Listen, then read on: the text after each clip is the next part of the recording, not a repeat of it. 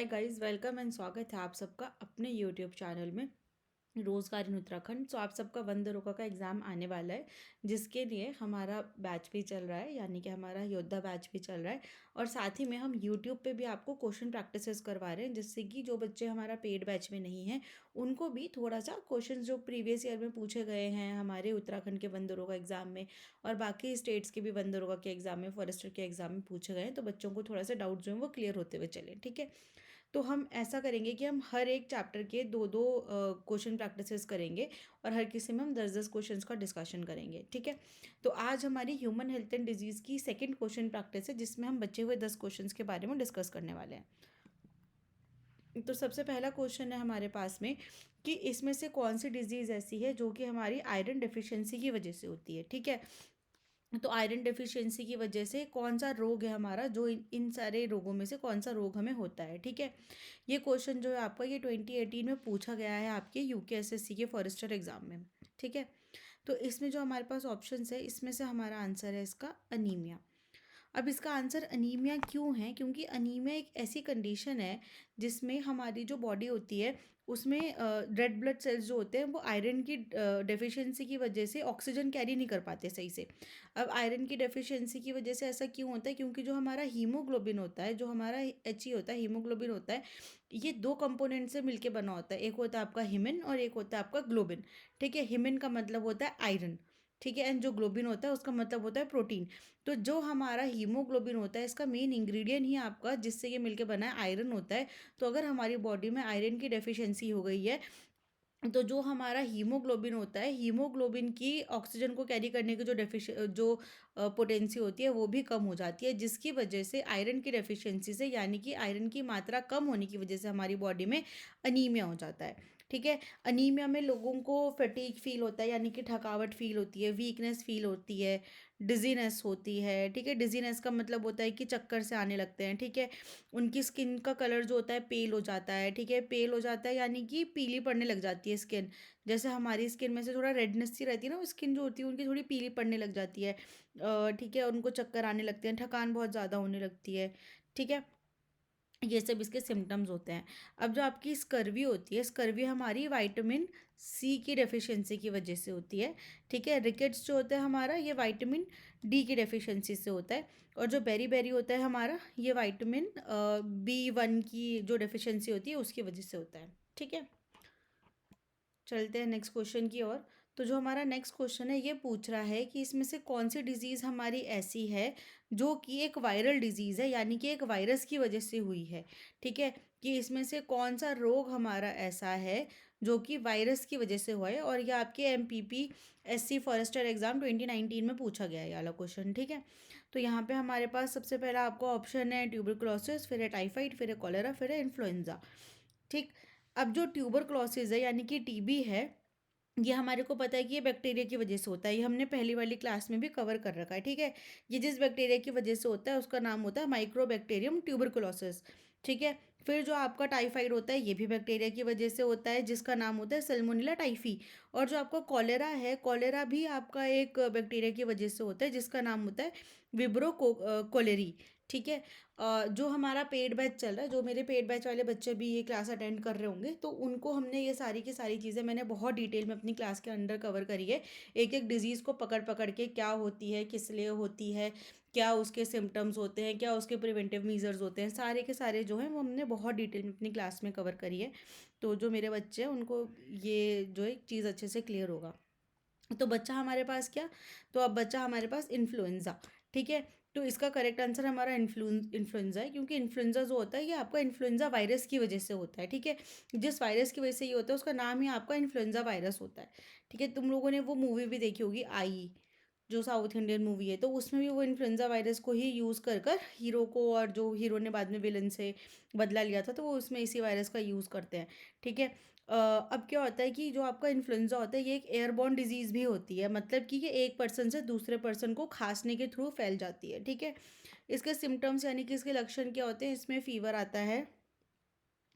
ठीक है, इसमें फ़ीवर आता है, इसमें कफ़ होती है, मतलब कि इसमें खांसी होती है, बुखार आता है। ठीक है, आपको थकावट फील होती है, फटीग फील होता है। ठीक है, सोर थ्रोट होता है, गले में आपके दर्द रहने लगता है, ठीक है। तो ये सब आपके इन्फ्लुएंजा के सिम्टम्स होते हैं। नेक्स्ट चलते हैं। तो नेक्स्ट क्वेश्चन जो है हमारा ये बोल रहा है कि विटामिन डेफिशिएंसी से नाइट ब्लाइंडनेस होती है, कौन से विटामिन की डेफिशिएंसी से, इसमें से कौन सा विटामिन हमारा ऐसा है जिसकी डेफिशिएंसी से हमारे को नाइट ब्लाइंडनेस हो रही है। नाइट ब्लाइंडनेस का मतलब होता है कि रात में जिनको दिखता नहीं है या रात में दिखना कम हो जाता है, तो वो कौन सी वाली विटामिन की कमी की वजह से आपको होता है, ठीक ठीक है। अब जो हमारा विटामिन B12 होता है, ये आपके रेड सेल्स की फॉर्मेशन के लिए ज़रूरी होता है, उनके लिए ये ज़रूरी होता है हमारे रेड ब्लड सेल्स के लिए, ठीक है। आपको जो विटामिन C होता है, इसकी डेफिशिएंसी से हमारे को स्कर्वी होता है, ठीक है। और जो आपका विटामिन D होता है, इसकी डेफिशिएंसी से रिकेट्स होता है, ठीक है। तो अब हमारे पास आंसर क्या बचा, हमारे पास बचा आंसर A। तो जो विटामिन A है, विटामिन A की डेफिशिएंसी से हमारे को नाइट ब्लाइंडनेस होता है, ठीक है। जो विटामिन A होता है, ये हमारे विजन के लिए बहुत अच्छा होता है, हमारी इम्यूनिटी के लिए बहुत अच्छा होता है, मतलब कि ये हमारी नज़रों के लिए बहुत अच्छा होता है, जो हमारी इम्यूनिटी होती है उसके लिए ये बहुत अच्छा होता है। जिसकी वजह से जब हमारी बॉडी में विटामिन A की कमी होती है, तो हमारी जो जो हमारी नज़र है, यानी कि जो हमारा विजन है, उस पर बहुत फ़र्क पड़ जाता है, ठीक है। अब नेक्स्ट क्वेश्चन है हमारा कि इनमें से कौन सी बैक्टीरियल डिजीज़ है, ये बताना है कि अब इसमें से हमारी बैक्टीरियल डिजीज़ कौन सी है, ठीक है। तो ये चीज़ हम अभी पीछे भी डिस्कस कर चुके हैं कि जो ट्यूबरकुलोसिस है, TB है, ये हमारी बैक्टीरियल डिजीज़ होती है, ठीक है। ये आपका बैक्टीरियम ट्यूबरकुलोसिस की वजह से होता है और ये हमारे लंग्स को इफ़ेक्ट करता है। ये हम लोगों ने अभी लास्ट जब हमने वीडियो करी थी, जिस वीडियो में उसमें भी हमने ये डिस्कस करा था ट्यूबरकुलोसिस के बारे में, ठीक है। अब इसके सिम्टम्स क्या होते हैं आपके ट्यूबरकुलोसिस के, इसमें आपको बहुत ज़्यादा कफ होता है, बहुत ज़्यादा खांसी आती है, मतलब क्रोनिक खांसी रहती है ओवर टाइम, लंबे टाइम तक आपको इसमें खांसी ही रहेगी, ठीक है। देन इसके बाद में आपको बहुत ज़्यादा वेट लॉस होता है, बहुत जल्दी कोई इंसान पतला हो जाता है, बहुत ज़्यादा इसमें फ़ीवर आता है, रात को ठंड लगने लगती है, रात को पसीना आने लगता है बहुत ज़्यादा, ठीक है। हेपेटाइटिस जो है हमारा, हेपेटाइटिस वायरस की वजह से होता है। मलेरिया जो है हमारा, ये प्रोटोजोअल डिजीज़ है, ये प्रोटोजोआ की वजह से होता है। और जो डेंगू है हमारा, डेंगू हमारा वायरस की वजह से होता है, ठीक है। तो इसका करेक्ट आंसर है हमारा ट्यूबरकुलोसिस, ठीक। अब नेक्स्ट क्वेश्चन है हमारा कि इनमें से कौन सी डिजीज़ ऐसी है जो कि प्रोटोजोअल डिजीज़ है, ठीक है। अब यहाँ पे हमें पूछा जा रहा है, ये क्वेश्चन जो है आपका, ये UKPSC के फॉरेस्टर एग्जाम में 2017 में हमारा आ चुका है, ठीक है। और ये हमें यहाँ पे पूछा जा रहा है कि कौन सी ऐसी डिजीज़ है इसमें से जो कि प्रोटोजोअन डिजीज़ है, जो कि प्रोटोजोआ की वजह से होती है, ठीक है। यहाँ हमारे पास ऑप्शन है टाइफाइड, कॉलेरा, अमीबियोसिस और आपका ट्यूबरकुलोसिस, ठीक है। तो ट्यूबरकुलोसिस तो ऑलरेडी हमको पता है कि भाई ट्यूबरकुलोसिस जो है आपका, ये हो नहीं सकता क्योंकि ये बैक्टीरिया की वजह से होता है, हम इसके बारे में भी मल्टीपल बार पढ़ चुके हैं। टाइफाइड का भी हमें पता है कि ये भी आपका बैक्टीरिया की वजह से होता है, और कॉलेरा का भी पता है हमें, ये बैक्टीरिया की वजह से होता है। तो बचा क्या हमारे पास बचा अमीबियोसिस, ठीक है। तो अमीबियोसिस जो है ये हमारी एक प्रोटोजोअन डिजीज़ होती है, जो कि प्रोटोजोआ की वजह से होती है, ठीक है। एंटा अमीबा जो है आपका, उसकी वजह से आपकी ये अमीबियोसिस जो डिजीज़ है ये होती है। नेक्स्ट क्वेश्चन है हमारा कि इसमें से आपकी जो एसिड रेन है, उसका मेन पॉजिटिव एजेंट क्या है, मतलब कि ये जो यहाँ पे हमें गैसेस दे रखी हैं, इन गैसेस में से कौन सी गैस ऐसी है जिसकी वजह से हमारी एसिड रेन होती है। एसिड रेन क्या होती है आपकी कि ऐसी वाली बारिश होती है जिससे चीज़ें डिस्ट्रॉय होने लग जाती है, ठीक है। वो अगर आपकी स्किन के कांटेक्ट में आएगी तो आपकी स्किन भी जलने लगेगी, उसमें आपकी एसिड की मात्रा होती है, तो वो आपकी एसिड रेन बुलाती है, ठीक है। अब यहाँ पे हमारे पास कौन सी गैसेज है, देखो यहाँ पे हमारे पास है आपका carbon dioxide, sulphur dioxide and nitrogen oxide, then है हमारा मीथेन, देन है हमारा ऑक्सीजन, ठीक है। तो अब यहाँ पे से हमारी कौन सी गैस ऐसी है जो कि मेजरली आपको एसिड रेन क्रिएट करती है। तो इसमें सबसे पहले हमारे को क्या देखना है कि जो आपका आपका जो एसिड रेन होती है, ये हार्मफुल इफेक्ट क्या होता है इसका कि हमारे सॉइल को ख़राब करती है, ये वाटर पोल्यूशन करती है, प्लांट्स को हार्म करती है। तो इसमें से कौन सी हमारी गैस ऐसी है जो कि नॉर्मली भी ये चीज़ें कर सकती है, नॉर्मली एज इन कि अगर उसका कंसंट्रेशन बहुत ज़्यादा बढ़ जाएगा तो वो हमारे सॉइल को एक बार में ही डिग्रेड कर सकती है, ठीक है। तो कार्बन डाइऑक्साइड भी हमारी एटमॉस्फेयर में नेचुरली प्रेजेंट है, इसकी वजह से हमारा ग्रीन हाउस इफेक्ट होता है, लेकिन ये ऐसा नहीं करती कि एक ही बार में आपकी सॉइल को डिग्रेड कर दिया, प्लांट्स को हार्म कर दिया, ठीक है। देन मीथेन भी हमारी ग्रीन हाउस गैस होती है, लेकिन उसकी वजह से भी ऐसा नहीं होता। ऑक्सीजन तो हमारे लिए जो है वो बहुत ज़्यादा इंपॉर्टेंट होती है, ठीक है। बची अपने पास sulphur dioxide and nitrogen oxide, ठीक है। तो इसका आंसर है हमारा sulphur dioxide and nitrogen dioxide.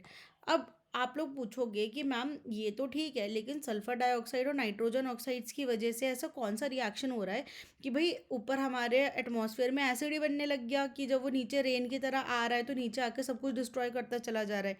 तो इसमें क्या होता है ना, कि जब हमारा जो वाटर वेपर होती है, ठीक है, जो हमारी वाटर वेपर है वो आपकी सल्फर डाइऑक्साइड के साथ रिएक्ट करती है, ठीक है। तो वो सल्फ्यूरिक एसिड बना देती है एटमॉस्फेयर में। मेरा पेन सही से नहीं चल रहा बच्चों, सॉरी।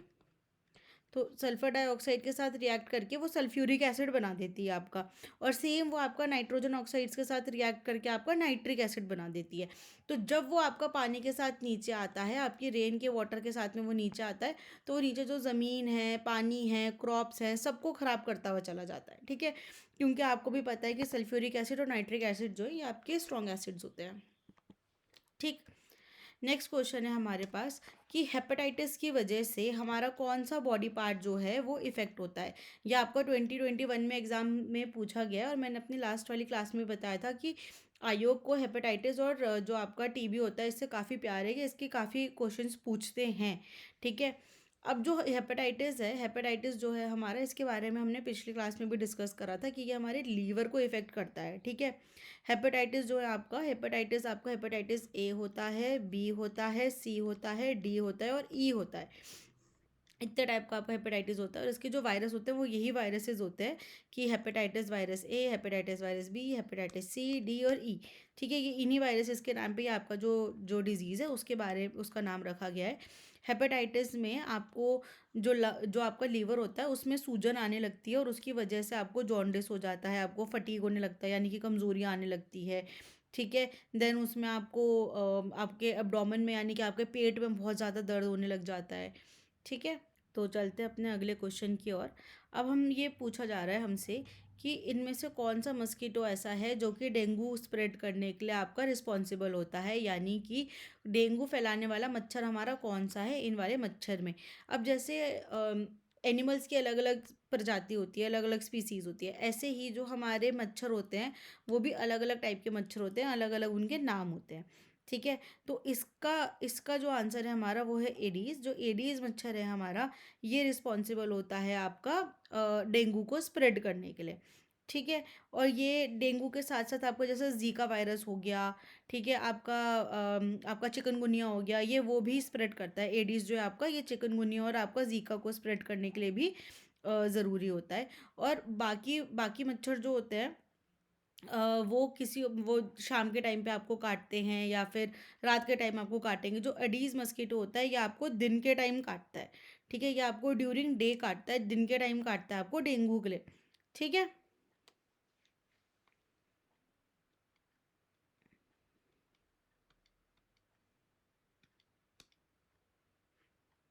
तो इसका आंसर है हमारा एडीज।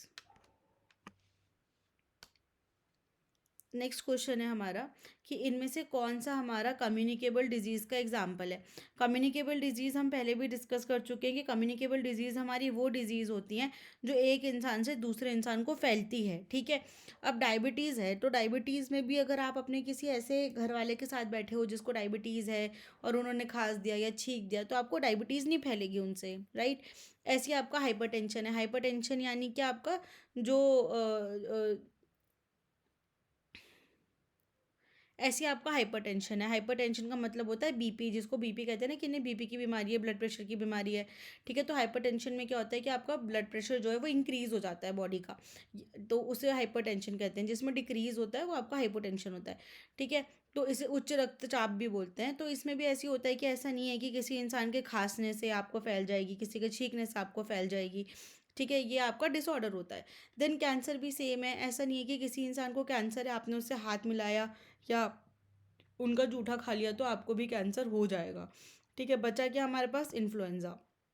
तो इन्फ्लुएंज़ा जो बीमारी है, हमने जैसे कि अभी इन्फ्लुएंज़ा के बारे में हमने डिस्कस भी करा था, तो इन्फ्लुएंज़ा ऐसी बीमारी है हमारी जो कि किसी के खाँसने से, किसी के छींकने से यह हमारे को हो सकती है, ठीक है। तो अब हम चलते हैं आगे। अब नेक्स्ट क्वेश्चन है हमारा, जो कि हमारा आज का लास्ट क्वेश्चन है कि हम्म, कि इनमें से ये जो हमने यहाँ पे जो ये ऑप्शंस हमने यहाँ पे दिए हैं, इन ऑप्शंस में से मेजर ग्रीन हाउस गैस कौन सी है। ऐसा ही एक सिमिलर क्वेश्चन हम पिछली क्लास में भी कवर कर चुके हैं, जिसका आंसर था आपका कार्बन डाइऑक्साइड, ठीक है। अब या आप लोग बोलोगे कि मैम इसमें कार्बन डाइऑक्साइड तो दे ही नहीं रखा, पर हमें तो ये पता है कि कार्बन डाइऑक्साइड जो होती है ये हमारी एक मेजर ग्रीन हाउस गैस होती है, ठीक है, तो इसमें तो दे ही नहीं रखा। तो अब हमको क्या करना है, अब हमारे को जो ये ऑप्शंस दिए हुए हैं ना, इन ऑप्शंस में से हमें देखना है कि इन ऑप्शंस में से कौन सी ऐसी गैस है जो कि हमारे ग्लोबल वार्मिंग में कंट्रीब्यूट करती है, जो हमारे ग्रीन हाउस गैसेस को कंट्रीब्यूट करती है, ठीक है। तो ये देखने के लिए सबसे पहले हमें ये समझना होगा कि जब भी हम फॉसिल फ्यूल को जला रहे होते हैं, ठीक है, या फिर हम हमारे जो लाइफ स्टॉक्स होते हैं, तो उससे कौन सी हमारी गैस है जो इमिट होती है, ठीक है। कार्बन डाइऑक्साइड होती है हमें पता है, पर उसका यहाँ पे ऑप्शन नहीं है। तो दूसरी अपनी कौन सी गैस इमिट होती है, मीथेन, ठीक है। ऑक्सीजन जो है ये हमारे जीने के लिए ज़रूरी होती है, नाइट्रोजन हमारे प्लांट्स के लिए ज़रूरी है, और हाइड्रोजन भी हमारे लिए इंपॉर्टेंट होती है। इन तीनों गैसेस की वजह से इंपॉर्टेंट तो कार्बन डाइऑक्साइड भी होती है, लेकिन उसकी एक पर्टिकुलर मात्रा में, और मीथेन भी एक पर्टिकुलर मात्रा में ही हमारे लिए यूज़फुल है। अगर उससे ज़्यादा बढ़ जाती है तो ये हमारे लिए जो है ग्रीन हाउस इफेक्ट क्रिएट करने लगती है, ग्लोबल वार्मिंग करने लगती है, ठीक है। क्यों? क्योंकि ये हमारे जो लाइफ स्टॉक्स है उनसे काफ़ी रिलीज़ होती है, और जो हम अपना कोल बर्न करते हैं, अपने फॉसिल फ्यूल्स को बर्न करते हैं, उसमें से भी हमारा मीथेन जो है वो काफ़ी लार्ज मात्रा में निकलती है, ठीक है। तो इसका आंसर है हमारा मीथेन, ठीक है। तो बच्चों आज की क्लास में बस इतना ही, मिलते हैं आपसे अगली वाली क्लास में। जैसे कि मैंने अपनी पिछली क्लास में भी मेंशन करा था, एक तो हमारे रोजगार इन उत्तराखंड को 1 साल पूरा हो गया है, दूसरा अब आपका वंदे रोका का एग्ज़ाम बिल्कुल आने ही वाला है, तो इसलिए हमने जो भी बच्चे पढ़ना चाहते हैं, जो भी बच्चे नीडी है, उनके लिए हमारे कोर्स की रेट जो है वो बहुत ज़्यादा कम कर दी है। हमने सिर्फ 900 रुपीज़ आपके कोर्स का जो प्राइस है उसको कर दिया है। तो जो भी बच्चे इंटरेस्टेड हों, टेस्ट सीरीज़ में इंटरेस्टेड हों, जो बच्चे पूरा का पूरा चैप्टर्स एक्सप्लेनेशन सुनने में इंटरेस्टेड हों, वो हमारे कोर्स को ज्वाइन कर सकते हैं। हमारी अभी भी लाइव क्लासेस चल रही हैं, और एक एक डिस्कशन बहुत ज़्यादा डिटेल में हो रहा है, भले ही वो आपका मैथ्स हो, चाहे आपकी बायो हो, चाहे आपकी केमिस्ट्री हो, या आपकी फिजिक्स हो।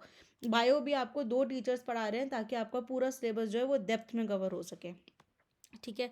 तो बच्चों बाकी अगर आपके कोई भी क्वेश्चन हो, कोई भी क्वेरीज हो, कोई भी सवाल हो, तो आपको पता है आप नीचे कमेंट में मुझे छोड़ सकते हैं। ज़्यादा से ज़्यादा क्लास को शेयर कीजिए, ज़्यादा से ज़्यादा हमारे पेज को सब्सक्राइब कीजिए, ताकि हम ऐसे ही आपको अच्छी अच्छी नॉलेज प्रदान करते रहें। Thank you.